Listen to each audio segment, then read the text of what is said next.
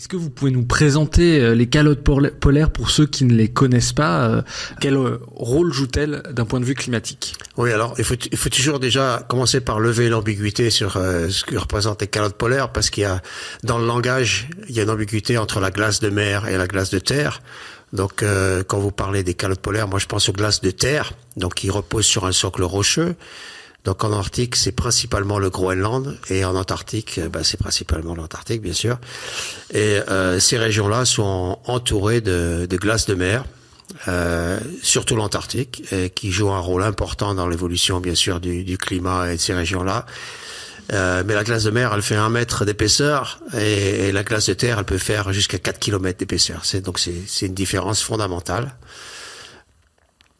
Alors l'Antarctique, pour moi, c'est un petit peu le gorille dans la maison, parce que ça représente presque 60 mètres de montée de niveau des mers si on faisait fondre tout l'Antarctique, alors que le Groenland, c'est plutôt 7 mètres.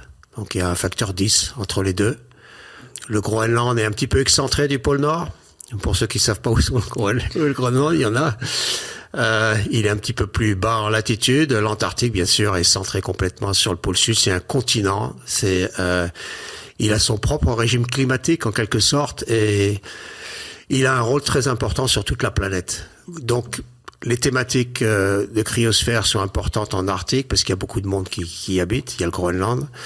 Mais d'un point de vue scientifique, je crois que le point le plus important de la planète, ça reste l'Antarctique. Moi, il y a une carte qui m'a beaucoup marqué parce que ça a changé ma vision que j'avais à la fois du Groenland et de l'Antarctique. C'est le projet BedMap, oui, où on voit qu'en fait, l'Antarctique, quand on regarde sur des cartes, on a l'impression que c'est un continent d'un seul tenant. Et en fait, c'est une sorte d'archipel où il y a l'Antarctique de l'Est qui est plutôt une grande île, mais le reste, c'est des îles très disparates, un archipel.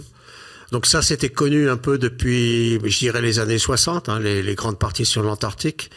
L'Antarctique Ouest, qui est plutôt un archipel avec des élévations un peu plus basses. Et si on enlève la glace, il reste que quelques îles.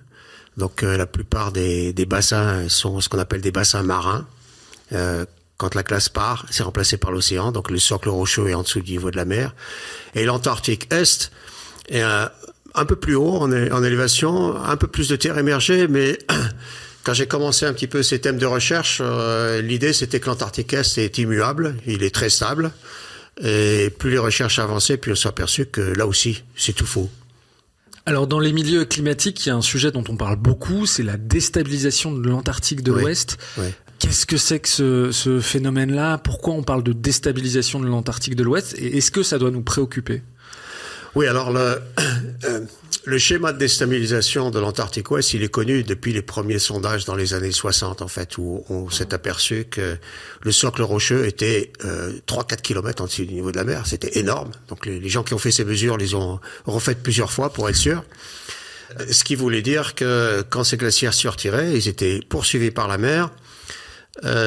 Des théories assez simplistes, mais rigoureuses quand même, montrait que dans des configurations comme ça, où le socle rocheux devient plus profond à l'intérieur, si les glaciers commencent à se retirer, il y a des phénomènes de feedback, de rétrodiffusion. Rétroaction, qui font que la retraite ne peut plus s'arrêter jusqu'à que tout glacier devienne une partie flottante. Donc l'Antarctique Ouest, il est particulièrement vulnérable parce que au centre, c'est vraiment plus profond. L'Antarctique Est, c'est plus, faut regarder les différents bassins. Mais donc l'idée de base, c'est que si ces glaciers sont dans des positions stables et qu'on les touche pas trop, ça peut rester comme ça. Ils peuvent rester ancrés sur des promontoires rocheux, par exemple, ou des moraines qu'ils ont poussées. Mais si on les déstabilise, il y a une chance que le phénomène soit un petit peu irréversible. Ils vont continuer à se retirer très très loin.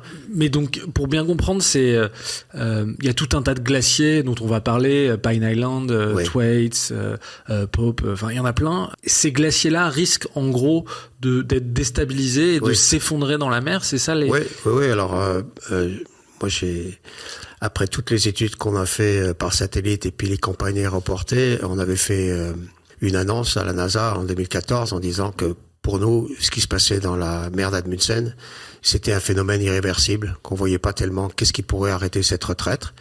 Alors pour le moment, les glaciers se retirent à 1 km par an. Peut-être pour nos auditeurs, ça a pas l'air énorme, mais les glaciers alpins se retirent plutôt de quelques kilomètres par siècle. Donc des vitesses de kilomètres par an, c'est les vitesses de retrait les plus rapides au monde en Antarctique Ouest. Oui, et puis il y a une question d'échelle, on se rend pas forcément compte parce que c'est très loin des yeux, mais oui. Pine Island ou Thwaites, ça fait 120 mètres de large. Enfin, c'est grand 120 km, oui. 120 km. C'est grand comme la Floride ou la Grande-Bretagne. Enfin, c'est des glaciers qui sont gigantesques. C'est complètement fou. On est complètement écrasé par la géométrie. Même en avion, la première fois que j'ai survolé Pine Island, on a mis 10 minutes à traverser le front du glacier. On perd un petit peu le sens de perspective avec les images satellites. Les images satellites, par contre, nous permettent de regarder partout en Antarctique. On n'a pas besoin d'y mettre pied. Ça, c'est la révolution. Mais par rapport au glacier alpin, non, c'est inimaginable. Quand vous êtes sur le glacier, vous n'avez aucune idée d'où vous êtes. Donc ces glaciers sont déstabilisés. Alors vous n'avez pas parlé des gros mots de pente rétrograde ou ce genre de choses, oui. les mots techniques, mais en gros, s'ils venaient à s'effondrer, ça ferait quoi en termes d'élévation du niveau des mers? Alors, pour l'Antarctique Ouest, le secteur de Pine Island, Thwaites, Pope et les quelques autres, c'est 1,2 mètre de hausse du niveau des mers. Mais si ces glaciers se retirent, ils vont aussi commencer à rentrer dans les autres bassins et entraîner la disparition de toute la partie marine de l'Antarctique Ouest. Ça fait 3 mètres de montée de niveau des mers. Et ça, c'est juste un gros bassin d'Antarctique. Et maintenant, il y a les bassins d'Antarctique Est qui sont aussi en train de bouger, moins vite.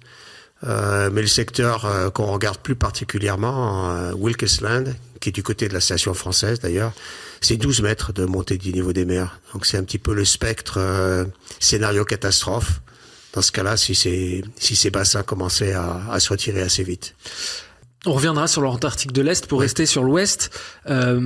On voit que la fonte est de plus en plus rapide. Est-ce qu'on a vous dites que c'est irréversible et vous n'êtes pas seul à le dire. Il y a de plus en plus de glaciologues qui le disent. À quel rythme ces glaciers pourraient se déverser dans l'océan? Oui, ça c'est une très bonne question. Donc, en fait, il faut voir que des fois un petit peu à l'œil nu, on ne peut pas voir cette retraite très facilement parce qu'il y a beaucoup de choses qui se passent en dessous. Il y a des parties flottantes dans ces glaciers, donc on voit pas trop où est la ligne d'échouage. Ça, on la voit avec les images satellites, mais pas à l'œil nu. Donc vous verrez pas le glacier se retirer à 1 km par an si vous survolez le glacier. 1 km par an, on a vu des morceaux de ce système qui se retiraient jusqu'à 2-3 km par an. On n'a pas vu tellement des vitesses de retrait plus vite que ça. Mais 2-3 km par an, ça veut dire que dans le siècle qui vient, ces bassins disparaissent. C'est des vitesses très grandes. Est-ce que ça peut aller au-delà? Ça, je ne sais pas. Pour moi, ces vitesses actuelles sont des vitesses déjà très élevées. Alors, il y a plusieurs théories qui ont été avancées pour proposer des vitesses plus élevées. Je crois que c'est un petit peu encore un sujet de débat.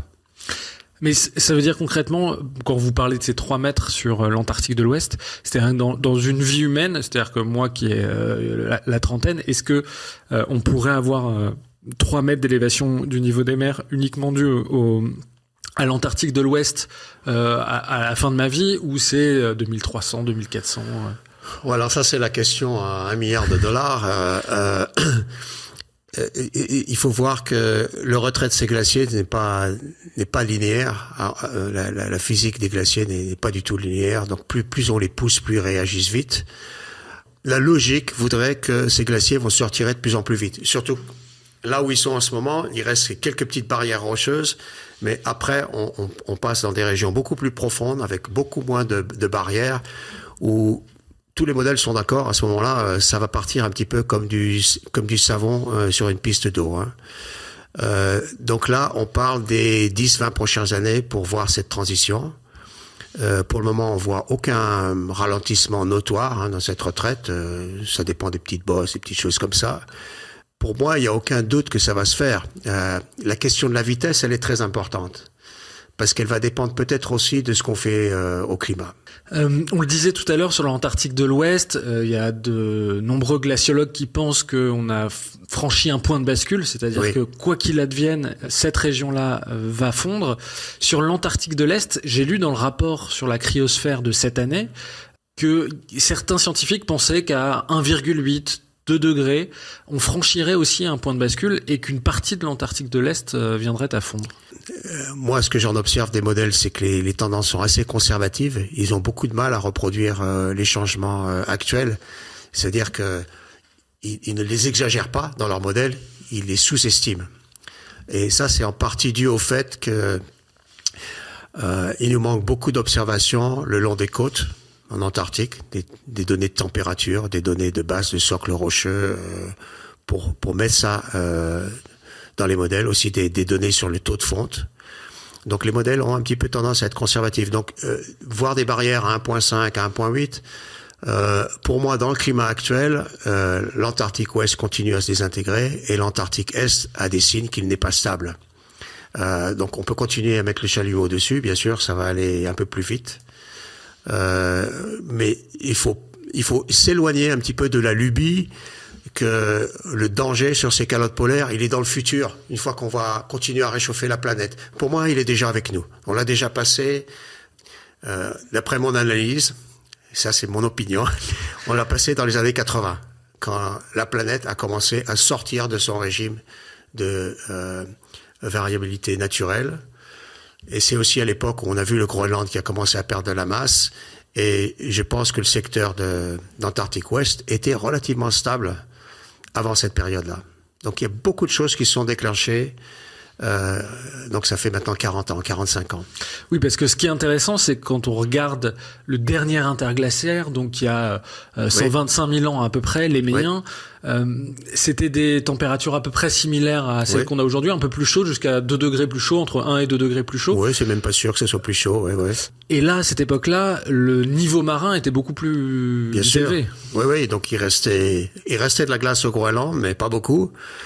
Sans doute qu'une grosse partie de l'Antarctique Ouest était aussi partie. Et l'Antarctique Est, c'est un peu une question.